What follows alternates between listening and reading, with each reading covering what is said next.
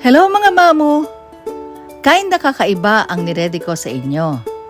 Para to sa mga sobrang picky ng mga apo natin and bagay na rin to sa mga vegetarian ha. Ang no meat lasagna. Simple lang ang recipe nito. Like any other lasagna, may red sauce and white sauce. Ang pagkakaiba lang nito, wala siyang meat. Just the lasagna, pasta, and the sauces.